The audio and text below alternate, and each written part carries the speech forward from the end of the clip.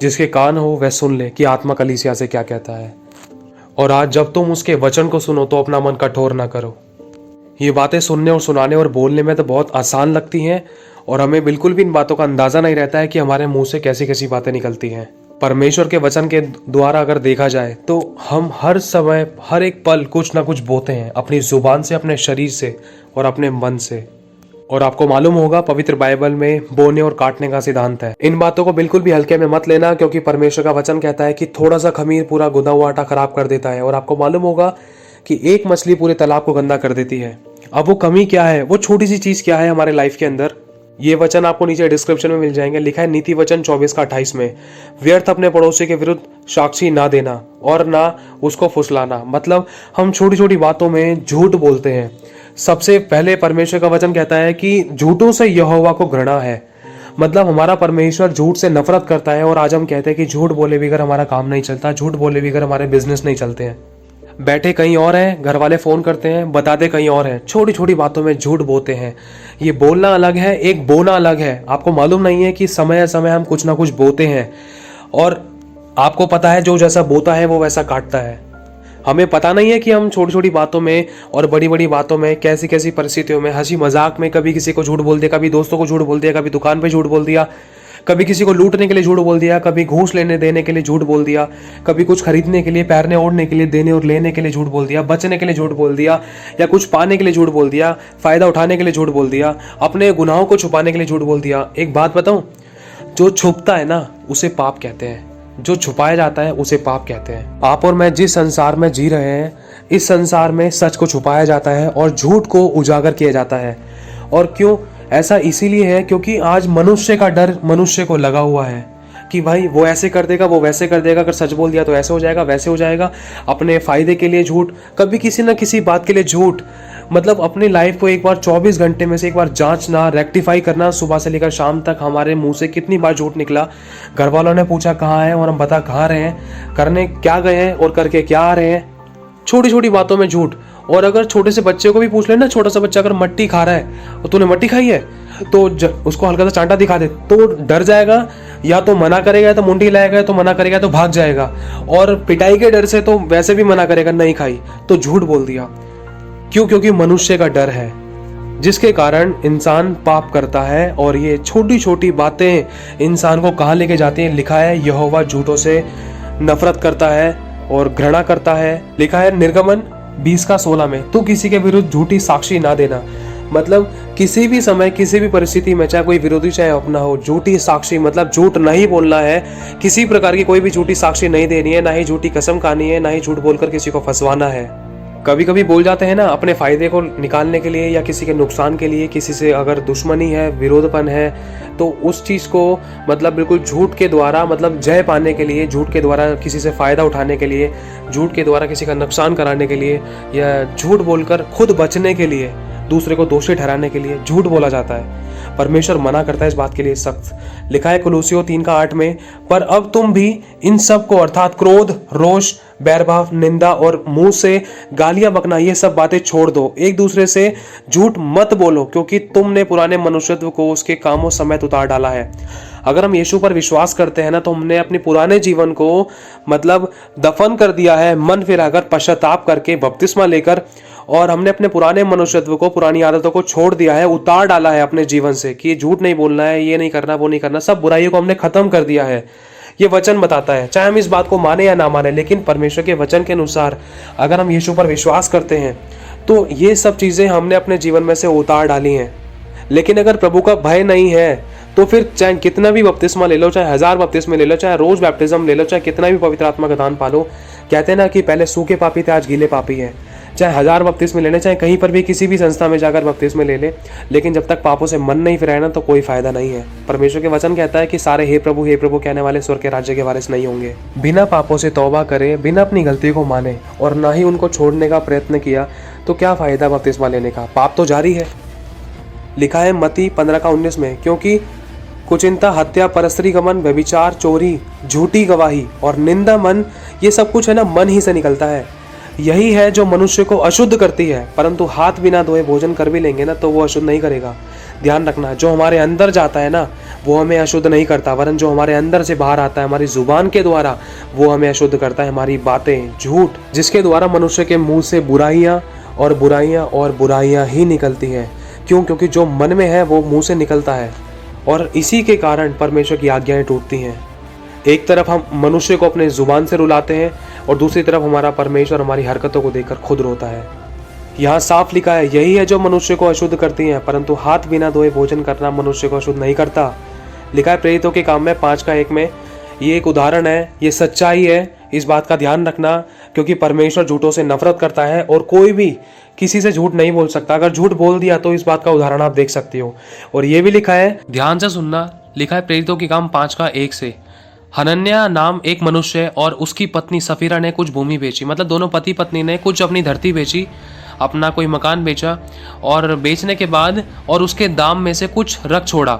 और यह बात उसकी पत्नी भी जानती थी। मतलब दोनों पति पत्नी जानते थे। जैसे उदाहरण के तौर पर उन्होंने 1 लाख रुपए की भूमि बेची और उसमें से ना कुछ पैसे रख लिए, लगभग मान लो 20,000 रुपए रख लिए। उदाहरण के तौर पर आपको बताया जा रहा है कि आप खुलकर समझ पाओ। और फिर उसके बाद और उसका एक भाग लेकर लाकर प्रेरितों के पांव के आगे रख दिया। परंतु पतरस ने कहा, हे हनन्याह, शैतान ने तेरे मन में ये बात क्यों डाली कि तू पवित्र आत्मा से झूठ बोले और भूमि के दाम में से कुछ रख छोड़े। मतलब कि जितने की भूमि बिकी थी उतना भूमि का पैसा पूरा का पूरा प्रेरितों के चरणों में नहीं रखा, और उन्होंने मांगा भी नहीं था, लेकिन झूठ बोला। अपनी भूमि बेचकर ये दिखाया कि हाँ भाई हम भूमि बेचकर सारा पैसा दे रहे, लेकिन सारा नहीं दिया, उसमें से कुछ रख छोड़ा, कुछ अपने पास रख लिया था। बाकी 80,000 उदाहरण के तौर पर आपको बताया जा रहा है, कुछ परसेंट उन्होंने मतलब प्रेरितों के चरणों में रख दिया था कि लोग समझे कि हाँ भाई हम अपना सारी भूमि बेचकर भूमि का सारा पैसा इनके पास लाके रख दिया और हमने कुछ भी नहीं रख छोड़ा अपने पास में। लेकिन ये सच नहीं था, क्योंकि ये बात परमेश्वर की आत्मा ने पतरस को सिखा दी थी, बता दी थी। क्योंकि लिखा है, परंतु पतरस ने कहा, हे हनन्याह, शैतान ने तेरे मन में यह बात क्यों डाली कि तू पवित्र आत्मा से झूठ बोले और भूमि के दाम में से कुछ रख छोड़े। जब तक वह तेरे पास रही क्या वो तेरी नहीं थी? और जब बिक गई तो क्या तेरे वश में नहीं थी?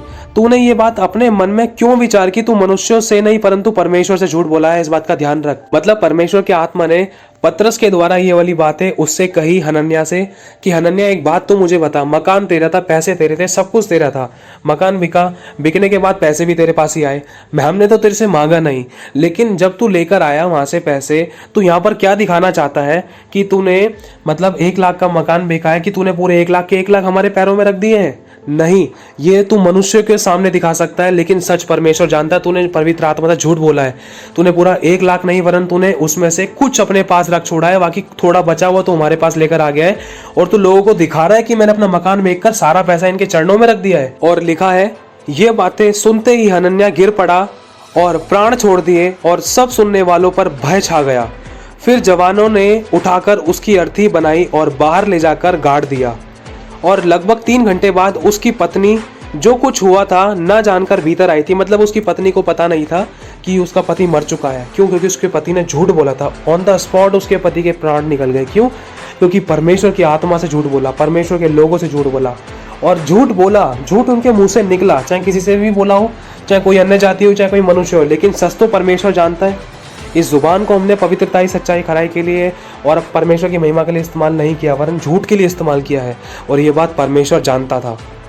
और फिर उसके बाद उसकी वो मर चुका, उसकी लोथ को उठाने के लिए कुछ लोग आए। फिर उसके बाद उसको गाड़ दिया। उसके थोड़ी देर बाद 3 घंटे बाद लगभग उसकी पत्नी आई, और जो कुछ हुआ था उसको कुछ नहीं पता था कि मेरा पति मर गया, उसने प्राण छोड़ दिए हैं, क्योंकि पतरस के द्वारा परमेश्वर की आत्मा ने बताया कि उसने झूठ बोला है। उसकी पत्नी कुछ नहीं जानती थी ऐसा। तो तब आगे लिखा है प्रेरितों के काम 5:8 में, तब पतरस ने उससे कहा, मतलब हनन्याह की पत्नी से, मुझे बता, क्या तुमने वह भूमि इतने ही में बेची थी जितना तुम मेरे पास लेकर आए हो? उसकी पत्नी ने भी कहा, हाँ, इतने ही में बेच दी थी। मतलब पति और पत्नी की मिलकर साजिश थी कि हम दोनों इतना जाकर बताएंगे और थोड़ा अपने पास रख लेंगे, पर वहाँ पर बताएंगे पूरा, हाँ हमने आपको मकान बेचकर जो पैसा आया वो पूरा डाल दिया है। लेकिन ये सच नहीं था। आगे लिखा है, तब पतरस ने उससे कहा, मुझे बता, क्या तुमने वह भूमि इतने ही में बेची थी? तो उसने कहा, हाँ, इतने ही में बेची थी। पतरस ने उससे कहा, यह क्या बात है कि तुम दोनों ने प्रभु की आत्मा की परीक्षा के लिए एका किया है? देख, तेरे पति के गाड़ने वाले द्वार ही पर खड़े हैं और तुझे भी बाहर ले जाएंगे। तब वह तुरंत उसके पांव पर गिर पड़ी और प्राण छोड़ दिए, और जवानों ने भीतर आकर उसे मरा पाया और बाहर ले जाकर उसके पति के पास गाड़ दिया। और सारी कलीसिया पर इन बातों के सब सुनने वालों पर बड़ा भय छा गया। अब एक बात कहना चाहता हूँ, अगर वो पैसा देते तो भी उनका था, अगर वो नहीं देते तो भी उनका था, वो मकान बेचते तो भी उनका था, नहीं बेचते तो भी उनका था, सब कुछ उनका था। लेकिन एक झूठ आया। उदाहरण के तौर पर जैसे एक भाई है, उसने 1 लाख रुपए का मकान बेचा और उसने चर्च में आकर है ना बोल दिया कि भाई मकान है ना 80,000 का बिका है, मैं पूरे 80,000 रुपए देखो मैंने चर्च में दे दिए। लेकिन सच परमेश्वर जानता था। परमेश्वर ने तो जान लिया ना कि इसने 20,000 की जपत करी है और दुनिया को दिखा दिया, चर्च में दिखा दिया कि हाँ भाई मैंने 80,000 का बेचा है, 80,000 पूरे मैंने लाके चर्च में दे दिए। तो ये झूठ था, परमेश्वर की दृष्टि में झूठ है। और एक और गवाही है, इस बात का ध्यान रखना, ये झूठी नहीं है, सच्ची गवाही है। परमेश्वर के एक दास, एलीशा नाम है उनका, आप पढ़ सकते हो, पवित्र बाइबल में उनका रेफरेंस दे रखा है। उनकी गवाही ये है कि परमेश्वर के दास एलीशा और उनका भक्त गेहजी, वो दोनों आपस में बैठे हुए थे, परमेश्वर की संगति कर रहे थे। और ऐसा हुआ कि एक नामान नाम का कोढ़ी था, उसको कोढ़ था, परमेश्वर ने उस कोढ़ी का कोढ़ ठीक किया। कोढ़ी का जब कोढ़ ठीक हुआ तो उसके पास बहुत पैसा था, बहुत धन था, वो लेकर आया था परमेश्वर के दास एलीशा के पास। क्यों? क्योंकि एलीशा के पास आने के बाद ही उसका कोढ़ ठीक हुआ था। तो वो उस राजा ने, नामान राजा ने सोचा कि भाई मेरा कोढ़ ठीक हुआ है तो मुझे कुछ देना चाहिए परमेश्वर के दास को। तो देने के लिए वो आया, बहुत सारी चांदी, बहुत अच्छे अच्छे शाही वस्त्र, कपड़े, बहुत कुछ देने के लिए आया। लेकिन एलीशा ने मना कर दिया, नहीं हमें कुछ भी नहीं चाहिए, तू जा, तू उसको ले जा, मुझे कुछ भी नहीं चाहिए, यहोवा के जीवन की शपथ मैं कुछ ना लूंगा। तो ये सुनकर नामान वापस जाने को हुआ तो इतने में गेहजी के मन में लालच आया और एलीशा और गेहजी आपस में प्रार्थना कर रहे थे, बैठे हुए थे परमेश्वर की उपस्थिति में। तो गेहजी अचानक उठा, झटके से चुपचाप से उठा और भागे भागे उस नामान को रोका जिसका कोढ़ ठीक हो चुका था। उस नामान कोढ़ी को रोका, मतलब जो बिल्कुल ठीक हो चुका था, उससे कहा रुक जा। और उसको रोकने के बाद मतलब उससे बोला कि मुझे स्वामी ने भेजा है, मुझे एलीशा ने भेजा है। मतलब इस तरीके से बहलाने फुसलाने की कोशिश करी उस नामान नाम के राजा को, नामान नाम के व्यक्ति को, उस गेहजी ने। तो नामान नाम के व्यक्ति को ऐसा एहसास होने लग गया कि हाँ भाई ये गेहजी सही कह रहा है, एलीशा ने शायद क्या पता मंगाया होगा कुछ, लेकिन मैं मना नहीं कर सकता। तो फिर हुआ क्या कि गेहजी ने बोल दिया कि कुछ भविष्यद्वक्ता के कुछ लोग हैं, वो आए हैं, उनको ये देना है वो देना है, तो कुछ इतना इतना सामान उमान उतार दे, चांदी दे दे, कुछ कपड़े वस्त्र दे दे। तो ऐसा कहा उसने गेहजी ने उस नामान नाम के व्यक्ति से। तो नामान नाम के राजा ने सब कुछ जो भी चाहिए था वो उतरवा दिया और फिर उसके बाद वहाँ से उनको दोनों को आपस में अलविदा कर दिया। फिर वो नामान नाम का व्यक्ति वो चांदी और वो कपड़े ले जाकर अपने घर में रख दिए और उनको छुपा, मतलब घर के अंदर छुपा के रख दिए, और जल्दी से भागकर आकर एलीशा के बगल में फिर से जाकर बैठ गया और सोच रहा कि किसी को नहीं पता। लेकिन यहोवा मनों को जांचता है। जैसी एलीशा की आंख खुली, जब वो परमेश्वर की उपस्थिति पूरी करके हटा, मतलब जब परमेश्वर के साथ कनेक्शन जो बातचीत करनी थी वो करके हटा, उतने ही में परमेश्वर की आत्मा ने एलीशा को सब कुछ बता दिया कि एलीशा देख, इसने ऐसा ऐसा काम किया है, इसको बता दे कि अब इसके साथ क्या होने वाला है। मतलब उस गेहजी के पास थोड़ा सा भी समय नहीं था कि वो पश्चाताप कर ले। पश्चाताप का मौका नहीं मिला उसको, बिल्कुल भी मौका नहीं मिला। ऑन द स्पॉट उसको समस्या हो गई थी। क्या हुआ कि जब एलीशा को ये सारी बातें परमेश्वर की आत्मा ने बताई कि ये क्या क्या कर कर आया है, तो उसी समय एलीशा ने उसको बोल दिया, गेहजी सुन, तूने जो ये काम किया है, तू मेरे पास से उठकर गया है वहां पर, क्या ये समय क्या परमेश्वर की उपस्थिति में बैठने का नहीं था? परमेश्वर को पहला स्थान देने का नहीं था? परमेश्वर की महिमा करने का नहीं था? क्या ये समय अपने गधे, घोड़े, बैल, ये दास दासी मांगने का, या सोना चांदी लेने का, या कि कार लेने का, या ये वस्त्र लेने का था? क्या ये तू वहां चला गया था? तो गेहजी डर गया। गेहजी सोच रहा ये सारी बातें मेरे प्रभु एलीशा को कैसे पता है? तो एलीशा ने इस वाली बात को साथ बोला, देख जा, जो कोढ़ नामान को था ना, वो कोढ़ तुझे और तेरे वंश को लगेगा। तो लिखा है उसी समय गेहजी को श्वेत कोढ़ हो गया और वो वहां से चला गया। क्यों? क्योंकि झूठ बोला। झूठों से परमेश्वर यहोवा नफरत करता है, उसको घृणा है और वो बिल्कुल भी पसंद नहीं करता है। अगर इंसान सच बोल के मांग रहा है तो परमेश्वर जांचता है, परमेश्वर क्यों नहीं देगा, लेकिन झूठों से परमेश्वर नफरत करता है। आपको मालूम होगा कि सत्य के ऊपर कभी झूठ प्रबल नहीं हो सकता। पर परमानेंट नहीं है कभी ये चीजें। परमानेंट सिर्फ सत्य की जीत होती है। आज हल्का फुल्का लगता है, आज इंसान थोड़े टेम्परेली जीत जाता है, लेकिन वो कहीं का कहीं निकल जाता है, इंसान को पता भी नहीं रहता। आज इंसान सोचता है मैं बहुत बुद्धिमान हूँ, बहुत समझदार हूँ, बहुत ज्ञानी हूँ, इसको ऐसे फंसा दूँ, उसको ऐसे फंसा दूँ। उसको खुद नहीं पता कि वो खुद फंस चुका है और फंसने जा रहा है। लेकिन इतने गंदे तरीके से पैर फंस चुके हैं, निकलना बहुत मुश्किल है। चारों तरफ खाई है और बीच में इतनी तगड़ी मतलब स्लीपिंग है कि बंदा अगर पीछे मुड़ने की भी कोशिश करेगा ना, वहीं पर धड़ाम से ऐसा गिरेगा, फिर उठने ना पाएगा। और परमेश्वर का वचन कहता है प्रकाशित वाक्य 21:8 में, पर डरपोकों और अविश्वासियों और घिनौनों और हत्यारों और व्यभिचारियों और टोन्हों और मूर्ति पूजकों और सब झूठों का भाग उस झील में मिलेगा जो आग और गंधक से जलती रहती है। यह दूसरी मृत्यु है। तो बस मेरे भाई और बहनों, अपने आप को जांचना है हमें कि हमें किसी भी बात को लेकर, किसी भी परिस्थिति में, किसी भी सिचुएशन में, कैसी भी परिस्थिति है, चाहे कितना भी डर वाली बात थी, चाहे कितना भी आर पार वाली बात थी, सच बोलना। क्योंकि परमेश्वर हमें जांचता है, परखता है, क्योंकि लिखा है वो धर्मी को परखता है। इतना कह रहा हूँ कि ना तो परमेश्वर सहने से बाहर परीक्षा लेगा, ना वो किसी की जान लेगा। अगर हम सच बोल रहे हैं तो हमें सदा के घमंड का कारण भी ठहराएगा। चाहे स्टार्टिंग में थोड़ा सा लग रहा है कि अपने बिगड़ गए या ये काम गलत हो गया, वो काम गलत हो गया, नहीं, वो गलत नहीं हुआ, सही होने की शुरुआत हुई है, गवाही की तैयारी हुई है। इस बात का ध्यान रखना। अपना दिमाग चला के परिस्थिति को मत बिगाड़ देना, क्योंकि मैंने बहुत बड़े बड़े नुकसान उठाए थे झूठ बोलकर। लेकिन जब इन परमेश्वर की बातों को, परमेश्वर की गहराई को, वचनों को समझा, सीखा, सुना, तब मैं जान पाया गलतियां मनुष्य से हो जाती हैं, लेकिन प्रभु में सिखाता है। लेकिन ध्यान रखना, जो दूसरों के अनुभव से आप लोग सीख रहे हो, तो ये बहुत बड़ी भलाई है आप लोगों के लिए। क्योंकि बहुत से ऐसे थे जिन्होंने ठोकर खाई, अनुभव पाए, वो उठ नहीं पाए, उनको मौका नहीं मिला, क्योंकि समय निकल चुका था। अगर समय था तो उठने की इच्छा नहीं हुई, अगर उठने की इच्छा थी तो शरीर जवाब दे चुका था। अगर शरीर जवाब दे गया तो मन, विचार बिल्कुल लो हो चुके थे, मन, उम्मीद ही खत्म हो चुकी थी। समझने की कोशिश करना ही छोटी बात नहीं है, बहुत बड़ी बात है। और हमारा परमेश्वर झूठों से नफरत करता है। उसने साफ गवाही दी है। 10 आज्ञाओं में भी उसने कहा है कि तू झूठ ना बोलना, अपने परमेश्वर का नाम व्यर्थ में ना लेना, और फालतू की बातों में किसी की कभी झूठी कसम मत खाना। क्योंकि परमेश्वर सब सुन रहा है, सब जांचता है। हर एक व्यक्ति के साथ एक स्वर्गदूत रहता है, वो सब बातें लिखता है, A to Z हर एक बातें लिख रहा है।